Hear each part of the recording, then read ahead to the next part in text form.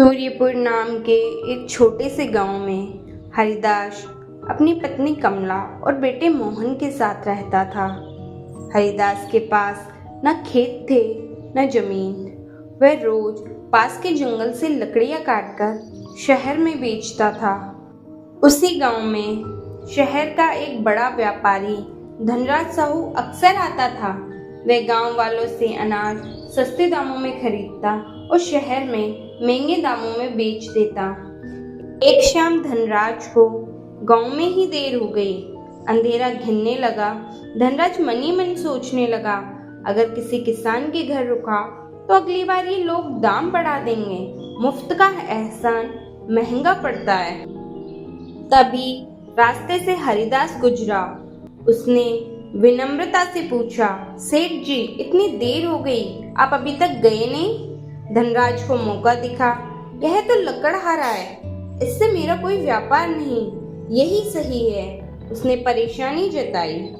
हरिदास ने बिना सोचे कहा, सेठ जी, आप मेरे घर चलिए, यहीं रात बिता लीजिए। कमला ने भी बिना शिकायत खाना बनाया। उस रात धनराज ने चैन की नींद सोई। इसके बाद धनराज हर बार हरिदास के घर रुकने लगा। अब वह पूछता भी नहीं था। एक दिन गरीब कमला बोली, हम गरीब हैं पर बेवकूफ नहीं। यह आदमी सिर्फ अपना फायदा देखता है।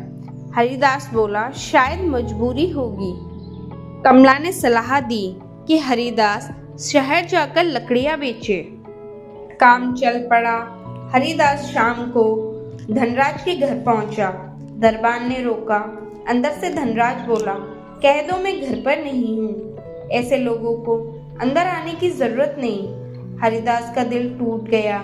उसे समझ आ गया, जिसने हमारे घर की रोटी खाई वही आज पहचान से मुकर गया। एक साधारण मजदूर ने उस रात हरिदास को अपने घर में शरण दी। कुछ महीनों बाद धनराज फिर गांव आया।